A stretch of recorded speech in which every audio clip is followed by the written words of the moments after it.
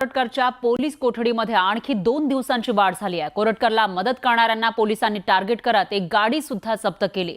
एका बाजूला पोलिसांची तपासात प्रगती सुरू असताना दुसऱ्या बाजूला शिवप्रेमीही कोरटकर विरोधात आक्रमक झाल्याचं दिसतंय।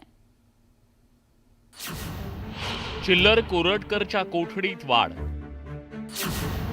कोरटकरला मदत करणारेही टार्गेटवर। शिवप्रेमींचा कल्ला, कोरटकरवर हल्ला।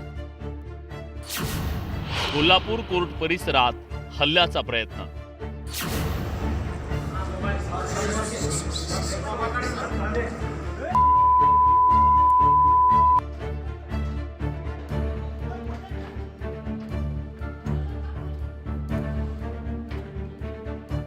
छत्रपती शिवाजी महाराजांबद्दल आक्षेपार्ह विधान करणाऱ्या चिल्लर कोरटकरला पुन्हा एकदा शिवप्रेमींच्या रोषाचा सामना करावा लागला। शुक्रवारी कोठडी संपल्यानंतर कोरटकरला न्यायालयात हजर करण्यात आलं। त्यावेळी न्यायालयानं कोरटकरची आणखी 2 दिवस कोठडीत रवानगी करण्यात आली। कोर्टातून बाहेर पडताना कोरटकरवर कोर्टाच्या इमारतीत एका वकिलानं हल्ल्याचा प्रयत्न केला। त्यामुळे पोलिसांमध्ये एकच खळबळ उडाली।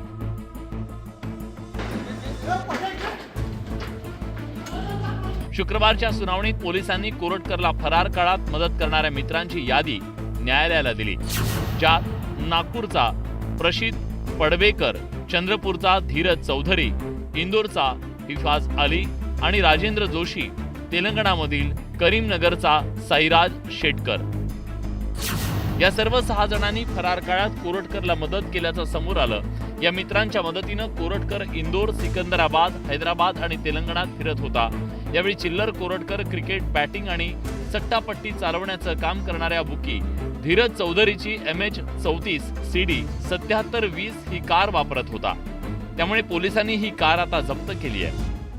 कोरटकर कुठे कुठे फिरले, कोणत्या वाहनांनी फिरले, त्यांनी कुठेही ऑनलाईन पेमेंटचा पर्याय घेतलेला नव्हता, तर त्यांना आर्थिक मदत कुणी केली, त्यांना वेगवेगळ्या ठिकाणांमध्ये राहण्यासाठी, वेगवेगळ्या ठिकाणांवर जाण्यासाठी कुणी मदत केली, त्यांची काही नावं त्यांनी सांगितलेली आहेत। त्या दृष्टीने ते व्यक्ती खरंच आहेत का, किंवा त्यांना कोणत्या पद्धतीनं मदत केली, या सगळ्या गोष्टी हा इन्व्हेस्टिगेशनचा भाग आहे आणि त्या इन्व्हेस्टिगेशन करता पोलिसांनी मागणी केलेली आहे। दरम्यान इंद्रजित सावंत यांनी कोल्हापूर पोलिसांनी केलेल्या तपासावर समाधान व्यक्त केलंय। कायद्याच्या कक्षेत राहून ज्या पद्धतीनं तपास चालला आहे, त्यामुळे महाराष्ट्रामध्ये एक वेगळ्या पद्धतीनं, कारण ह्याच्या अगोदर तुम्ही बघितलं असेल की खूप वेगवेगळ्या व्यक्तींनी शिवाजी महाराजांच्याबद्दल वेगवेगळी विधानं केली होती, पण त्यांना कुठलीच कारवाई झालेली नव्हती, त्यांच्यावर गुन्हेसुद्धा दाखल झाले नव्हते। पण ह्याच्यावर गुन्हा दाखल होऊन ज्या पद्धतीनं कारवाई करायची चाललेलं आहे, त्याच्याबद्दल मला एक शिवाजी महाराजांचा अनुयायी म्हणून एक समाधान वाटतं। पोलिसांनी केलेल्या मागणीवरून न्यायालयानं कोरटकरच्या कोठडीत 2 दिवसांची वाढ केली।